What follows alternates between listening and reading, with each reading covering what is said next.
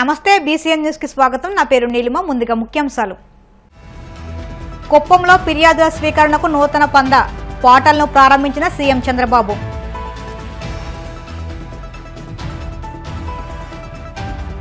జగన్మోహన్ రెడ్డి హయాంలోనే అభివృద్ధి, మా హయాంలో వచ్చిన ప్రాజెక్టులకే శంకుస్థాపన చేస్తున్నారన్న మాజీ ఎంపీ భరత్.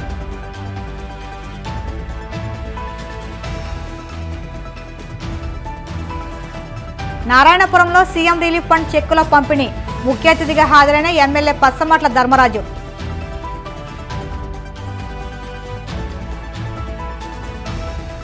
కడప నగర పరిసరాల్లో అక్రమ మద్యం పట్టివేత, గోవా రాష్ట్రానికి చెందిన మద్యంగా గుర్తించిన ఎక్సైజ్ అధికారి చంద్రశేఖర్ రెడ్డి. కుప్పం నియోజకవర్గాన్ని మోడల్గా తీర్చిదిద్దడమే లక్ష్యమని ఏపీ సీఎం చంద్రబాబు పేర్కొన్నారు. అన్ని ప్రాంతాలతో సమానంగా, అవసరమైతే మిన్నగా అభివృద్ధి చేసేందుకు ప్రణాళికలు సిద్ధం చేశామని చెప్పారు. కుప్పంలోని టీడీపీ కార్యాలయంలో జననాయకుడు పేరిట ఫిర్యాదుల స్వీకరణకు పోర్టల్ను ఆయన ప్రారంభించారు.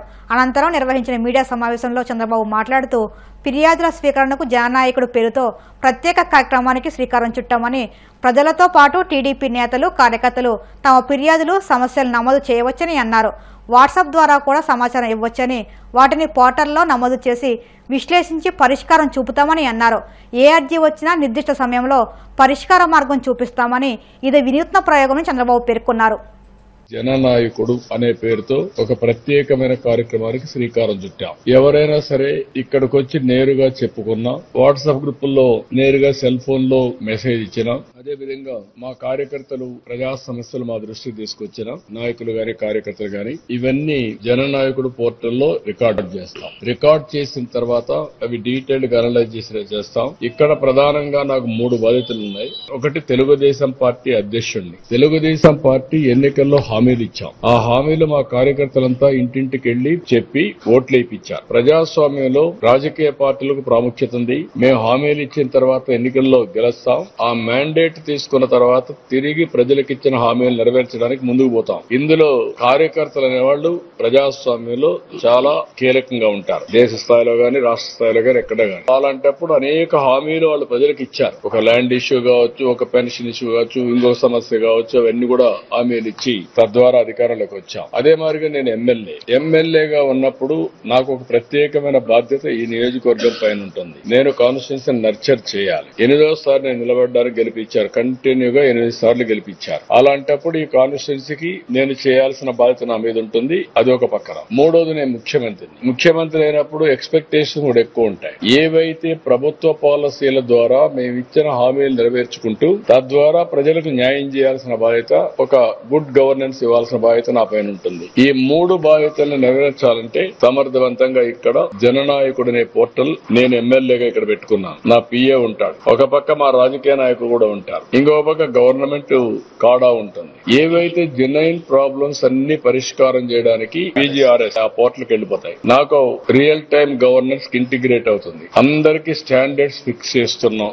ఏ అర్జీ వచ్చినా ఎన్ని రోజుల్లో పరిష్కారం చేయాలని, ఫైనాన్షియల్, నాన్ ఫైనాన్షియల్ అయితే ఈ టైం, ఒకవేళ రిసోర్సెస్ లేకపోతే ఏ విధంగా చేయాలని ఆలోచించుకుంటా. ప్రాధాన్యత క్రమంలో నాన్ ఫైనాన్షియల్ జెన్యున్ గా ఉంటే, చట్టపరంగా ఉంటే నో నెగోషియబుల్, జీరో టాలరెన్స్ అన్ని పరిష్కారం చేస్తాం. ఈ రోజు మీరు చూస్తున్నారు, ల్యాండ్ ఇష్యూస్ ఎక్కడెక్కడి నుంచో వచ్చేసారు. 5 సంవత్సరాల పెండింగ్ ఉండే ఇష్యూస్ చూస్తా ఉంటే కొన్ని వేల మంది వచ్చేస్తున్నారు. ఎక్కడికి పోయినా అంటే దీన్ని పరిష్కారం చేయాలి. 22A కింద ఓపెన్ అప్ చేశారు, కబ్జాలు చేశారు, రికార్డులు మార్చారు, రాజకీయ వివక్ష చూపించారు. అన్ని కలిసి చాలా గందరగోళమైన పరిస్థితి వచ్చింది. ఇది నాకు ఒక 4-5 నెలలు పడుతుంది. రెవెన్యూ సదస్సులు అయిపోతున్నాయి, రికార్డు ఎస్టాబ్లిష్ చేస్తున్నాం, సర్వేలు చేశారు, సర్వేలు మళ్ళా తప్పులు చేశారు, మళ్ళా రీసర్వే చేయాలి. ఇవన్నీ చేసి పక్కా పట్టాదారు పాస్ పుస్తకాలు ఇచ్చి, ఒకవేళ కొన్ని అసైన్మెంట్ ల్యాండ్స్ కొంతమంది పట్టాలు కావాలడుగుతున్నారు, డీకేటీ పట్టాలు, అవి కూడా ఏం చేయాలో ఆలోచించి అన్ని కూడా పరిష్కారం చేస్తాం. అంటే వీటికన్నిటి కొంత సమయం పడుతుంది. వ్యవస్థ విధ్వంసం అయింది, సమస్యలు ఉన్నాయి.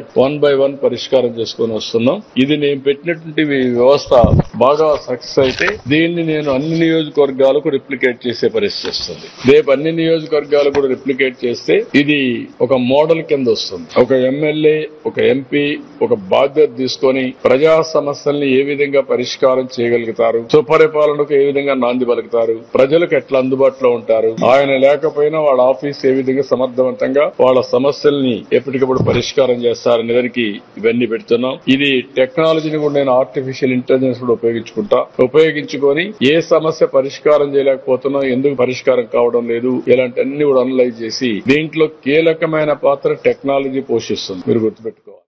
వైఎస్ జగన్మోహన్ రెడ్డి పాలనలోనే రాష్ట్రంలో పారిశ్రామిక అభివృద్ధి జరిగిందని వైసీపీ రాష్ట్ర అధికార ప్రతినిధి మాజీ ఎంపీ మార్గాని భరత్ స్పష్టం చేశారు. తాడేపల్లిలో ఆయన మీడియాతో మాట్లాడుతూ గత వైసీపీ ప్రభుత్వంలో సీఎం జగన్మోహన్ రెడ్డి చొరవతో రాష్ట్రానికి వచ్చిన ప్రాజెక్టులకే ఈ రోజు కూటమి ప్రభుత్వం ప్రధాని మోదీతో శంకుస్థాపనలు చేస్తుందని ఆయన ఆక్షేపించారు. ఈ ప్రభుత్వంలో 6.5 నెలల్లో రాష్ట్రానికి ఒక్క పరిశ్రమ రాలేదని స్పష్టం చేశారు. ప్రధాని పర్యటనతో సీఎం చంద్రబాబు షో చేస్తున్నారని, తప్పుడు ప్రచారాలతో ప్రజల్ని ఏమార్చాలని చూస్తున్నారని తెలిపారు.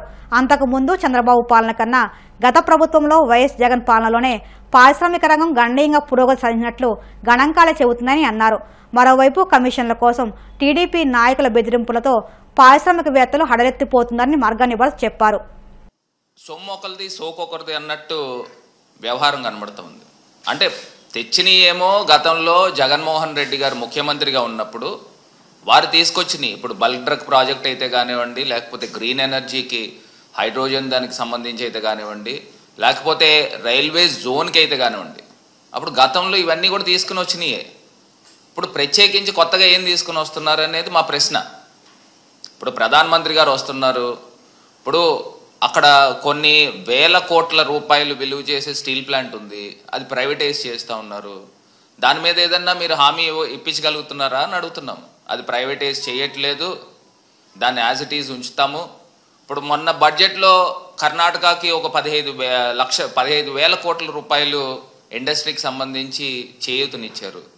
అట్లా స్టీల్ ప్లాంట్కి మీరు అడిషనల్గా ఏదన్నా ఒక 10,000 కోట్లు ఎంతో అనౌన్స్ చేయిస్తే అక్కడ వేల సంఖ్యలో డైరెక్ట్గా ఇండైరెక్ట్గా లక్షల సంఖ్యలో బతుకుతా ఉన్న కార్మికులకు కానీ, లేకపోతే వివిధ ఇండస్ట్రీస్కి సంబంధించి కానీ, యాన్సిలరీ ఇండస్ట్రీస్ కానీ, వీళ్ళందరూ కూడా వేల సంఖ్యలో బాగుపడతారు కదా.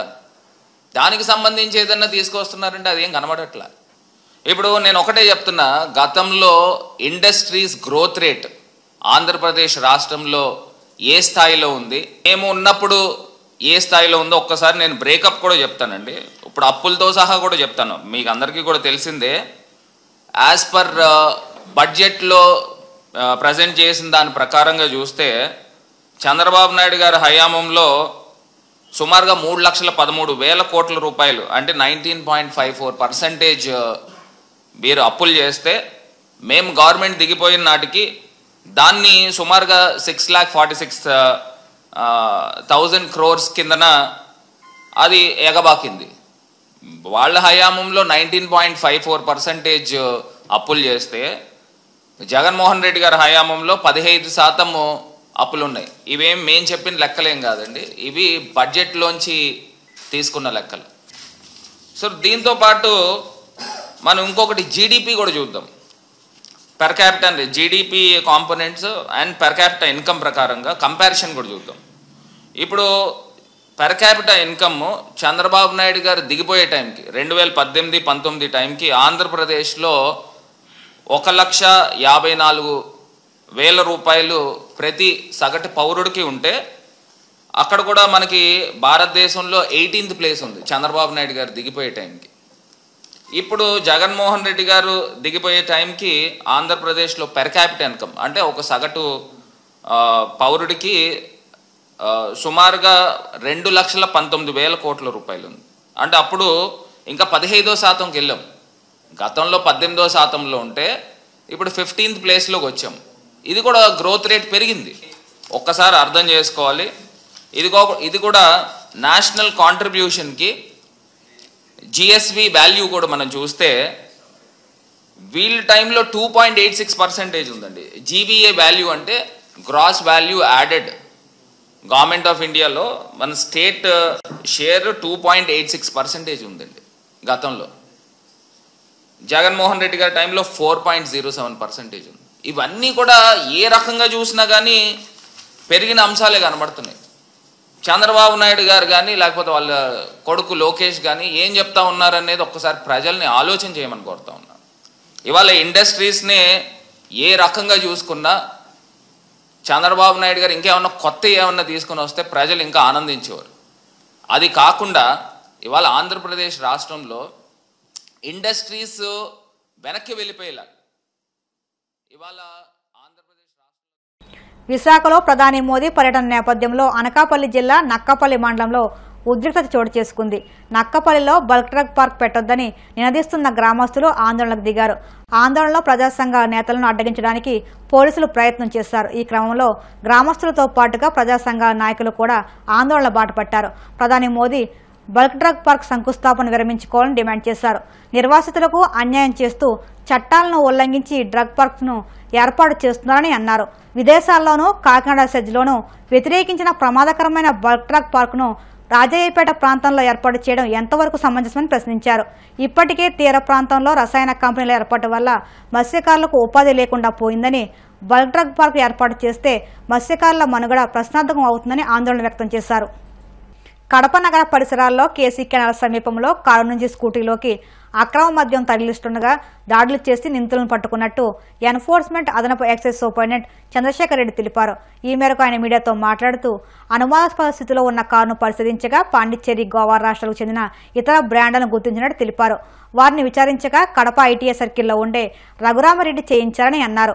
వారిపై కేసు నమోదు చేసి తదుపరి చర్యలు తీసుకుంటామని పేర్కొన్నారు.